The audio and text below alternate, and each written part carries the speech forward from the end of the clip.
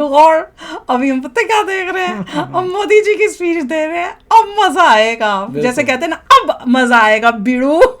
मोदी जी जैसी आंसर इनको देंगे ना, कमाल होएगा। तो मैं तो बहुत एक्साइटेड हूँ, सबके छक्के छोड़ेंगे, छूटेंगे सर, थार थार थार थार। तो चलो वीडियो शुरू करते हैं। वीडियो शुरू करने से पहले अगर आप चैनल पर नए हो और आपने अभी तक सब्सक्राइब नहीं किया तो जल्दी से पहले सब्सक्राइब के बटन और बेल आइकन को क्लिक कर लो, ताकि आपको हमारे सारे न्यू वीडियोस के नोटिफिकेशन मिल जाए जैसे हम अपलोड करें। अगर आपको वीडियो पसंद आता है प्लीज लाइक एंड शेयर। चलिए शुरू करते हैं। पता है मैंने थोड़ा सा देखा था, उसमें मोदी जी पता है क्या कर रहे, बोल रहे थे, कह रहे थे आई डॉट एन डॉट। हम दोनों एक दूसरे को देख के इतना हंसे, हमने काफी नहीं देखा, जरा सा बीच क्लिप में आया था। अगर लगाने मोदी से जी को मौका मिला इनकी बजाने की बुरी तरह से, मतलब ये लोग खुद ही सोचेंगे हमने क्या टंटा कर दिया। लोग कॉन्फिडेंस मोशन करने आए थे, खुद ही मार खा के जा रहे हैं। वो इनकी ऐसी भजी है। और जैसे ही हमने ये सुना ना, हम दोनों ने एक दूसरे को देख के इतनी जोर से हंसे थे, मैंने कहा अरे वाह। गए ये बिल्कुल सबके सब गए, और वो अब रो रहे होंगे कि हमने क्या पंगा चालू कर दिया। ये पंगा लिया है, अब इनकी ऐसी होगी बेइज्जती कि क्या बोले। तो चलो जल्दी से शुरू करते हैं। तो अगर आप चैनल पर नए हो और आपने अभी तक सब्सक्राइब नहीं किया तो जल्दी से पहले सब्सक्राइब के बटन और बेल आइकन को क्लिक कर लो, ताकि आपको हमारे सारे न्यू वीडियोस के नोटिफिकेशन मिल जाए जैसे हम अपलोड करें। अगर आपको वीडियो पसंद आता है प्लीज लाइक एंड शेयर। चलिए शुरू करते हैं। मुझे व्यक्तिगत रूप से भी दुख है, पूरे सदन को दुख है। बोलते समय हमें मर्यादित आचरण की व्यवस्था करनी चाहिए। इस विषय पर माननीय संसदीय कार्य मंत्री जी ने व्यवस्था का प्रश्न उठाया था 353 के रूल के तहत भी, और उसके तहत भी मैं उसकी व्यवस्था माननीय प्रधानमंत्री जी के भाषण के बाद दूंगा। लेकिन फिर मैं अपेक्षा करता हूं कि देश के प्रधानमंत्री हमारे सदन के नेता हैं। मेरी सबसे अपेक्षा है कि हम सबको माननीय प्रधानमंत्री जी को सुनना चाहिए। आप सबको मैंने पर्याप्त समय पर्याप्त अवसर दिया है। मैं अपेक्षा करता हूं कि हम सब सदन की उच्च मर्यादाओं परंपराओं को कायम रखेंगे, और माननीय प्रधानमंत्री जो सदन के नेता है उनकी बात सुने। माननीय प्रधानमंत्री विषय उनकी जलनी शुरू हो गई है। देखते चुप बैठते हैं कि नहीं, कि इसमें भी अब वही दिखाएंगे कि हमें तो स्कूल के बच्चों से भी बदतर है। सारे आए हैं अभी बीजेपी की साइड के। शुरू। आदरणीय अध्यक्ष जी,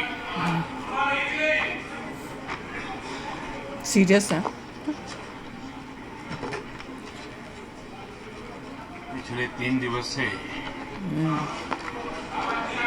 अनेक वरिष्ठ महानुभाव आदरणीय सदस्यों ने अपने विचार व्यक्त किए हैं।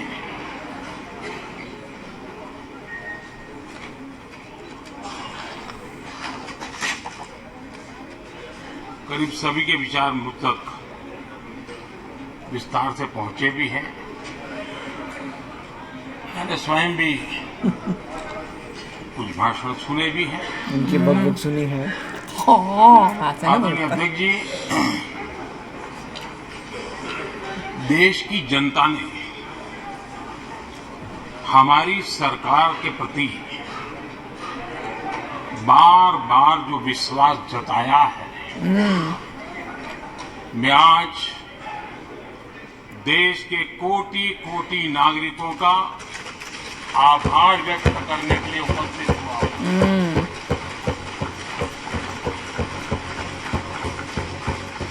और अध्यक्ष जी कहते हैं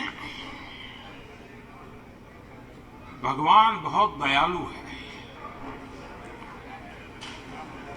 और भगवान की मर्जी होती है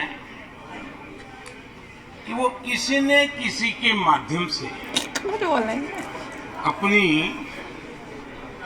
इच्छा की पूर्ति करता है, किसी न किसी को माध्यम बनाता है। बिल्कुल।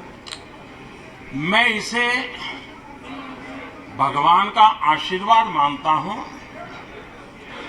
कि ईश्वर ने विपक्ष को सुझाया और वो प्रस्ताव लेकर आए। नहीं आते तो कैसे इनके फैसले होते। 2018 में भी ये ईश्वर का ही आदेश था, जब विपक्ष के मेरे साथी अविश्वास प्रस्ताव लेकर के आए थे। मार खाने के लिए उस समय भी मैंने कहा था कि मैं मारूंगा। कि अविश्वास प्रस्ताव हमारी सरकार का फ्लोर टेस्ट नहीं है, मैंने उस दिन कहा था, बल्कि ये उन्हीं का फ्लोर टेस्ट है। तुम्हारा पिटाई टेस्ट ये है। मैंने उस दिन भी कहा और हुआ भी वही। जब मतदान हुआ तो विपक्ष के पास जितने वोट थे घट गए। उतने वोट भी वो जमा नहीं कर पाए। मैं तो यही कह रही थी। वाह, इस बारी भी। और इतना ही नहीं, जब हम सब जनता के पास गए तो जनता ने भी पूरी ताकत के साथ इनके लिए नो कॉन्फिडेंस घोषित कर दिया। इस बारी और होएगा, डबल होगा नो चुनाव में कॉन्फिडेंस के लिए। एनडीए को भी ज्यादा सीटें मिली और भाजपा को भी ज्यादा सीटें मिली। यानी एक तरह से विपक्ष का अविश्वास प्रस्ताव हमारे लिए शुभ होता है। अभी भी इस बारी अत्यंत मारने शुभ। का मौका मिलता है उनको। और मैं आज देख रहा हूं कि आपने तय कर लिया है कि हम मार खा के जाएंगे। कि एनडीए और बीजेपी 2024 के चुनाव में पुराने सारे रिकॉर्ड तोड़ करके भव्य विजय के साथ जनता के देखा, आशीर्वाद मैं से तो वही वापस कह रही हूँ, इस बारी उससे भी ज्यादा सब आए हुए हैं आज। 500 सीट से जीते। आदरणीय अध्यक्ष जी, विपक्ष के प्रस्ताव पर यहां 3 दिनों से अलग अलग विषयों पर काफी चर्चा हुई है। अच्छा होता कि सत्र की शुरुआत के बाद से ही विपक्ष ने गंभीरता के साथ सदन की कार्यवाही में हिस्सा लिया होता। बीते दिनों इसी सदन ने और हमारे दोनों सदन ने जन विश्वास बिल, ये नया तो लग नहीं रहा है, पुराने मेडिएशन बिल, पुराने में क्यों कर रहे हैं? अभी रेडी हो डेंटल गए। कमीशन बिल, बताना, पुराने में क्यों कर रहे हैं? हेमा मालिनी जी फिर आई हुई। वो तो आती है। डिजिटल डाटा सारा फुल है प्रोटेक्शन आज। Bill, national research foundation bill, वहां पे भी दिखाना चाहिए ऑपोजिशन साइड। ऑपोजिशन दिखा रहे हैं। एक्वाकल्चर से जुड़ा बिल, ऐसे कई महत्वपूर्ण बिल यहां पारित किए। और ये देखो, ऐसे पीछे बिल हमारे थे से। जो हमारे फिशरमैन के हक के लिए थे ऑपोजिशन वाले थे। और उसका सबसे ज्यादा लाभ उनका केरल को लास्ट होना बेंच था। बचा है थोड़ा सा। वो भी नहीं होगा। और केरल के सांसदों से ज्यादा अपेक्षा थी। देखो, कह तो रहे हैं ऐसे बिल पर तो अच्छे ढंग से हिस्सा फिशरमैन लेते। बिल थे जो केरला के लिए ज्यादा लेकिन फायदेमंद थे। राजनीति उन पर ऐसी हावी हो चुकी है, देखो, उनको फिशरमैन की चिंता नहीं है। देखा, बिल यहाँ पास नहीं नेशनल होने। रिसर्च फाउंडेशन के बिल था। देश की युवा शक्ति के आशा आकांक्षाओं के लिए एक नई दिशा देने वाला बिल था। सब कुछ हिंदुस्तान नहीं कर को पाए ना इनके एक वजह से। साइंस पावर के रूप में भारत कैसे उभरे, वैसी दृष्टि के साथ सोचा गया था। उससे भी आपका इतराज। डिजिटल डाटा प्रोटेक्शन बिल, ये बिल अपने आप में देश के युवाओं के जज्बे में जिस बात आज प्रमुखता से है उससे जुड़ा हुआ था।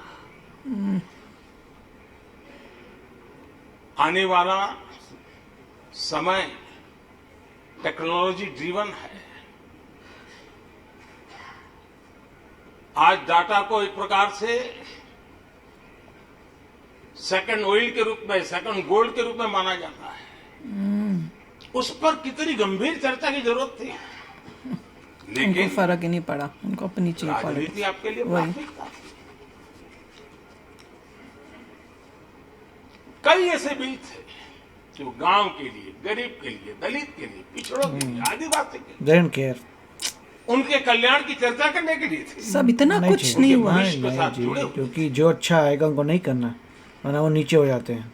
लेकिन इसमें इन्हें कोई रुचि नहीं है।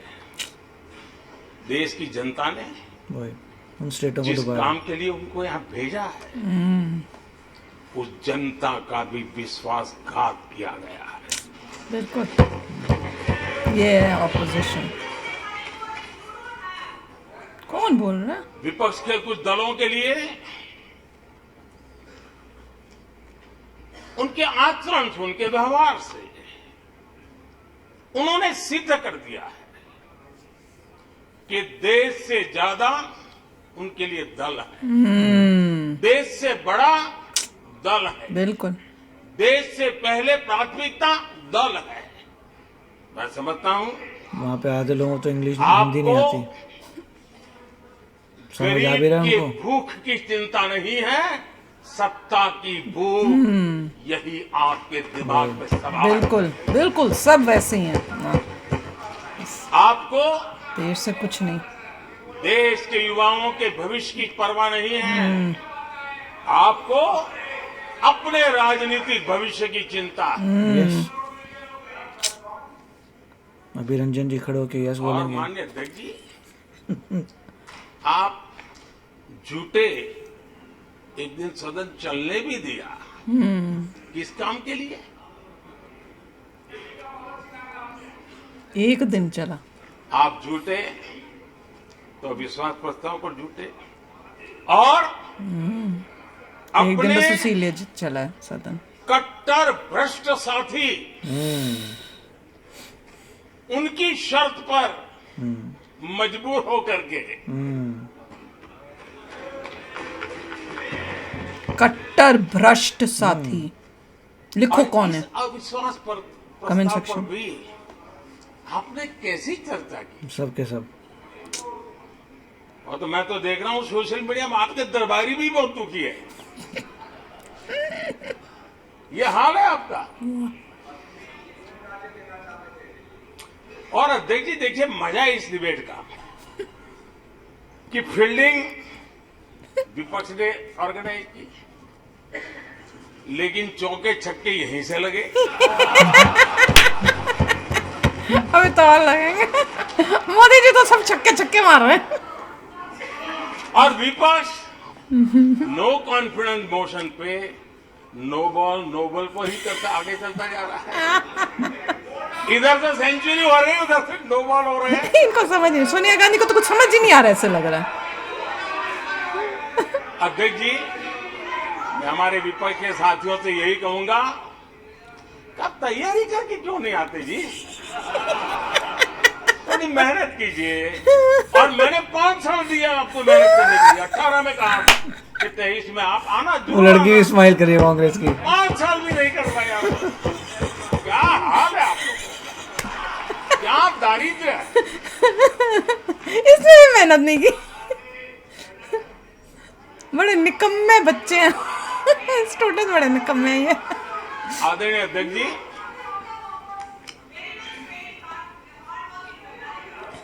ये लेडी विपक्ष कौन के है? हमारे साथियों को दिखास की, छपास की बहुत इच्छा रहती है, पर स्वाभाविक में है। लेकिन आप ये मत भूलिए कि देश भी आपको देख रहा है। देख रहे हैं हम। आपके एक एक शब्द को देश गौर से सुन रहा उनको गर्मी देखो लग रही है, वो ये कर रही है सोनिया गांधी। इतनी है। ऐश की लेकिन हर जिंदगी। बार ऐसी कमी है। देश को आपने निराशा के सिवा कुछ नहीं दिया, बिल्कुल। और विपक्ष के रवैये पर भी क्या कहूंगा, जिनके खुद के वही खाते बिगड़े हुए हैं, जिनके वही खाते खुद के बिगड़े हुए हैं, वो भी हमसे हमारा हिसाब लिए फिर। हाय। माननीय अध्यक्ष जी, बेइज्जती राहुल हो- गांधी नहीं आया। रो रहा होगा, देखते कहीं होगा उस साइड, उसे तो उस साइड अविश्वास बैठा हो। प्रस्ताव में कुछ चीजें तो ऐसी विचित्र नजर आई जो न पहले कभी सुना है, न देखा है, न कभी कल्पना की है। सबसे बड़े विपक्षी दल के नेता को कांग्रेस बोलने की सूची में नाम ही नहीं था। राहुल गांधी सारा बोल रहा है ना, वो तो उनका जो हेड और बने वो पिछले कहाँ है? उदाहरण देखिए आप, 1999 में वाजपेयी सरकार के खिलाफ अविश्वास प्रस्ताव आया। शरद पवार साहब उस समय नेतृत्व कर रहे थे, उन्होंने डिबेट का नेतृत्व किया। 2003 में अटल जी की सरकार थी, सोनिया जी विपक्ष की नेता थी, उन्होंने लीड ली, उन्होंने विस्तार से अविश्वास प्रस्ताव रखा। 2018 में खड़गे जी थे विपक्ष के नेता, उन्होंने प्रोमिनेंटली विषय को आगे बढ़ाया। लेकिन इस बार अधीर बाबू को क्या हाल हो गया, उनकी पार्टी ने उन्हें बोलने का मौका नहीं दिया। ये तो कल अमित भाई ने बहुत बहुत जिम्मेवारी के साथ कहा कि भाई अच्छा नहीं लग रहा है, और आपकी उदारता थी कि उनका समय समाप्त हो गया था, तो भी आपने उनको आज मौका दिया। लेकिन गुड़ का गोबर कैसे कर क्या हो गया? पत्नी क्या हुआ? ना, उसमें ये माहिर है। क्या रुका क्यों? गुड़ का गोबर। गुड़ का गोबर कैसे करते हैं उसमें माहिर है, कुछ ऐसा बोला थे, रुक क्यों गया? और मुझे जाना गायब है क्या? नहीं, बैठे हैं उधर, वही है ना जो गुड़ का रहते हैं। उठेंगे ना, वही तो उठे नहीं है वो गुड़ का गोबर करने के लिए। यार रुकना नीचे। आखिर आपकी मजबूरी क्या है?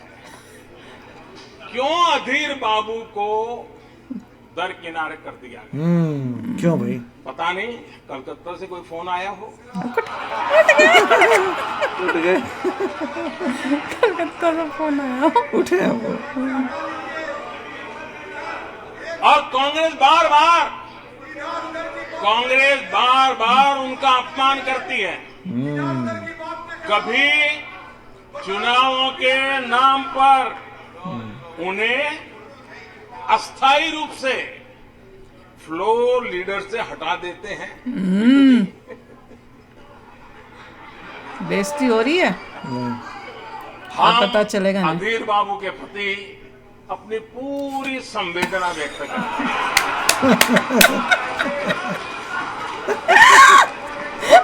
मजा नहीं। क्यों हटा रहे बता नहीं।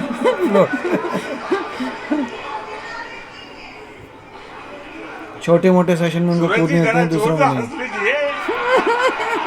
तकलीफ हो रही है उन्हें, वो बहुत हुआ है, उनको फील तो हो रहा होगा कि सच्ची में कर रही है कांग्रेस। आदरणीय अध्यक्ष जी,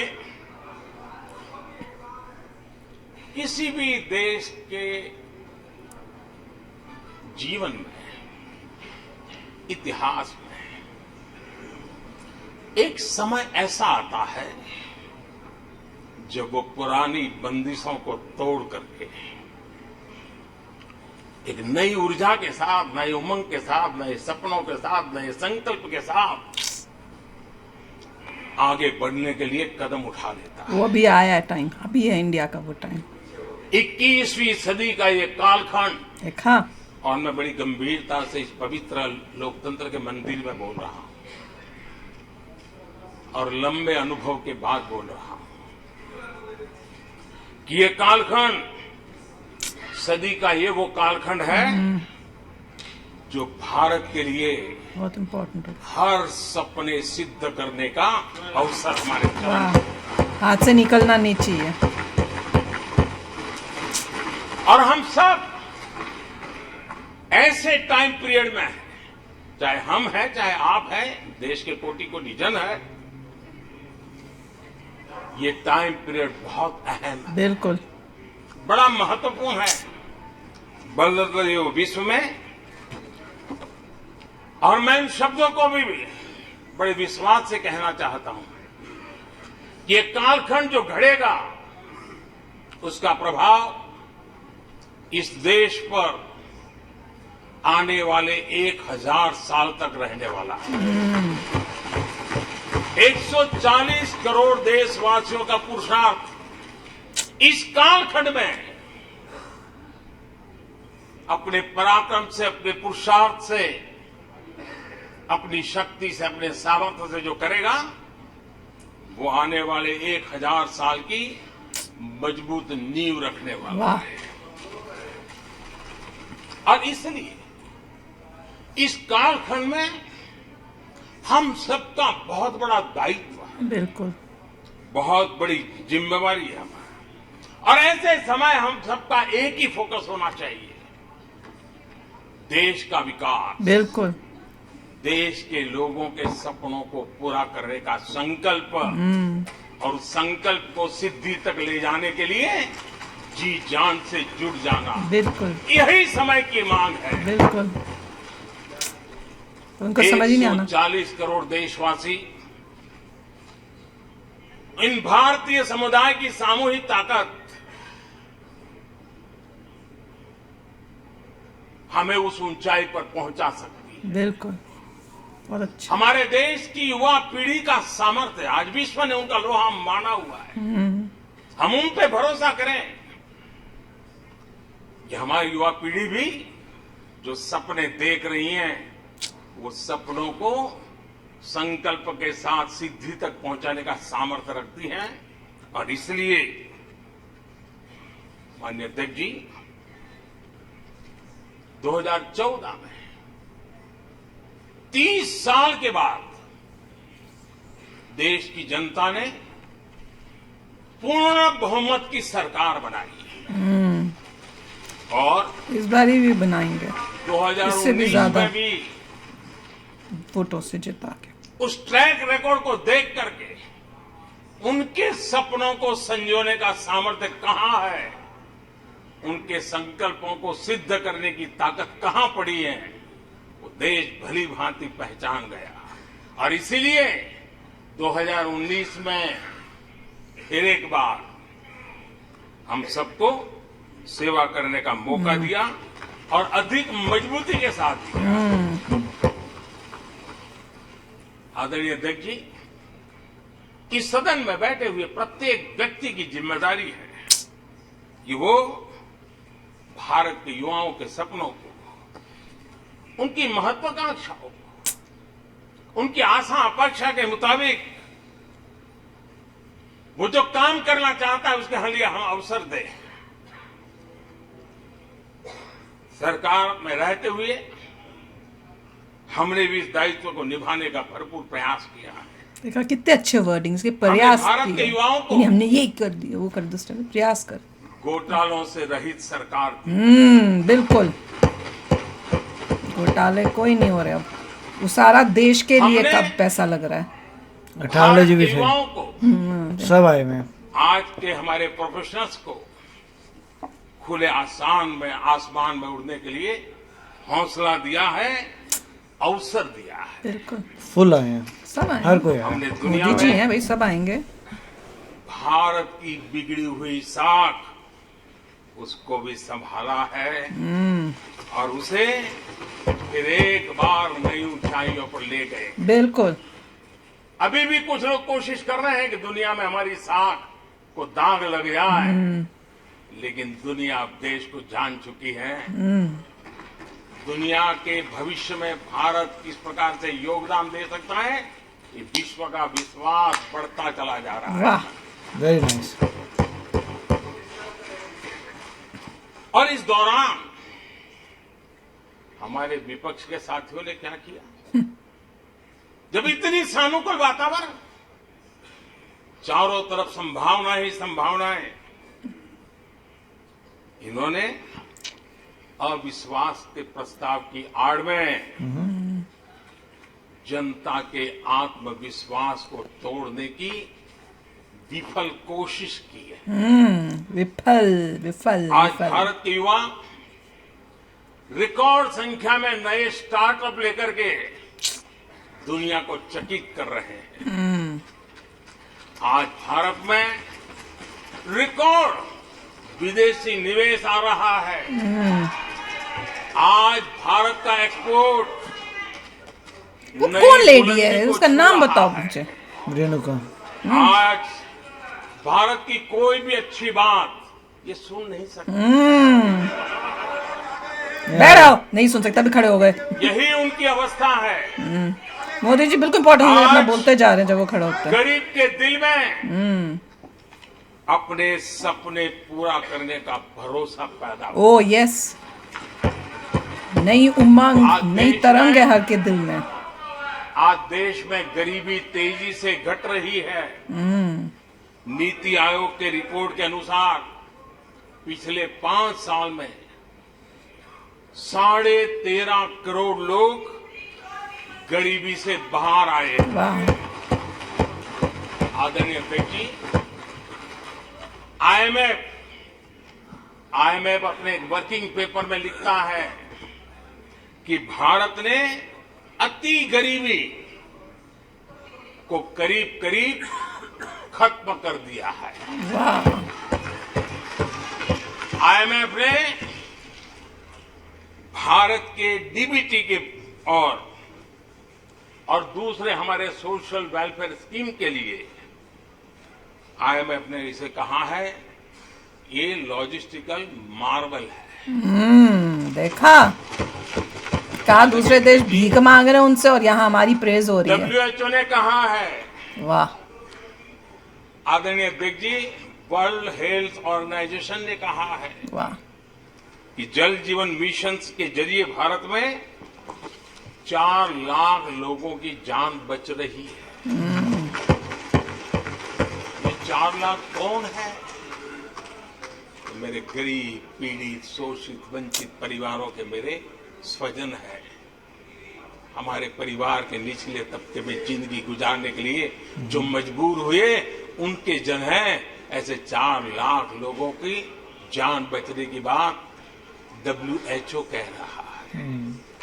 माननीय अध्यक्ष जी, डब्ल्यूएचओ स्वच्छ भारत अभियान का एनालिसिस करके के कहता है कि स्वच्छ भारत अभियान से 3 लाख लोगों को मरने से बचाया गया है। आदरणीय अध्यक्ष जी, भारत स्वच्छ होता है, 3 लाख लोगों की जिंदगी बचती। 3 लाख है कौन?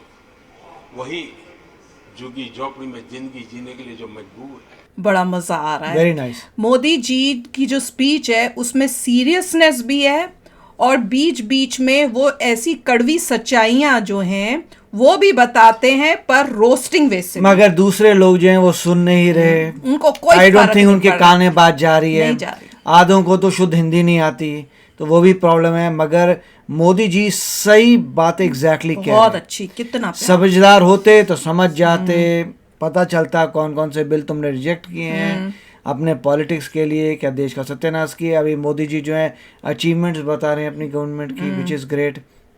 मोदी यही कह रहे हैं तुम्हें फोर्स किया गया है ये नो कॉन्फिडेंस मोशन करने के लिए। जो भी चरित्रहीन, या उन्होंने बोला नहीं, मतलब जो भी उस टाइप के लोग हैं, कट्टरवादी समथिंग कहा था, वो लोग जो हैं उन्होंने फोर्स किया तुम्हें करने के लिए। वाह, और सुनो, नहीं, बहुत अच्छा मौका दिया उन्होंने, अपने पैरों पे खुद ही कुल्हाड़ी मारी है नो कॉन्फिडेंस मोशन करके, क्योंकि उन्होंने बिल्कुल। मोदी जी को वो इतना बिग प्लेटफॉर्म दे दिया अपनी बोलने बात बोलने का टू ऑल इंडियंस। इस टाइम पे सब इंडियंस सब टीवी सुन के सामने बैठ के जो है सुन रहे होंगे। सोचो, हम बिल्कुल। भी यूएसए में बैठ के मोदी जी का सुन रहे हैं, बिल्कुल। इंडिया में सब सुन रहे होंगे। इससे और- बड़ी जो कहते हैं ना कि एडवर्टाइजमेंट या जो होता है ना, वो कहीं और नहीं मिल सकता। ये ऑपोजिशन अपना ही बेड़ा गर्क कर रही है। इसीलिए मोदी जी कहे थे गुड़ का गोबर कर रहे हैं वो लोग। अधीर रंजन जी के ऊपर आए थे सवाल कि वो नेतृत्व क्यों नहीं कर रहे, जब मन किया उनको रख लेते हैं, जब मन किया हटा देते हैं। वही तो बहुत कुछ चल रहा है। बहुत कुछ। और जब वो बोले थे ना तो उनकी शक्ल देखने वाली थी, उनको भी फील, उनको पता है ये हो रहा है, पर वो उनको उस टाइम बड़ी परेशानी हुई थी कि भाई बात तो सही की है, इज्जत वो मिल ही नहीं रही पार्टी में जो मिलनी चाहिए बिल्कुल। मुझको। पर दिन रात मेहनत वो कर रहे होते हैं, यहाँ पे चिल्ला रहे इतना होते हैं। कूदते हैं, फुदकते हैं। और सोनिया गांधी का तो लगता है उसको कुछ समझ ही नहीं आती कि चल के आ रहा है, वो ऐसी बैठी रहती है। हिंदी नहीं आती हाँ, उन्हें। मुझे तो लगता है कुछ समझ नहीं आता, वो सिर्फ ऐसे चुपचाप बैठ शुद्ध के चली हिंदी जाती है, है। आधों को शुद्ध हिंदी समझ नहीं आ रही।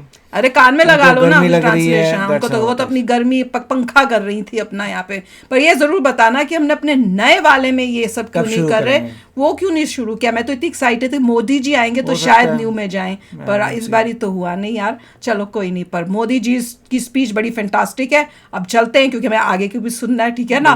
तो चलो चलते हैं, मिलेंगे नेक्स्ट वीडियो में बहुत ही जल्द। Till then take care and bye bye. तो अगर आप मेरे इस चैनल पे नए हो तो जल्दी से सब्सक्राइब के बटन को हिट करो और बेल आइकन को क्लिक करो, ताकि आपको मेरा जब नया वीडियो मैं लगाऊं आपको उसके बारे में जल्दी से पता चल जाए।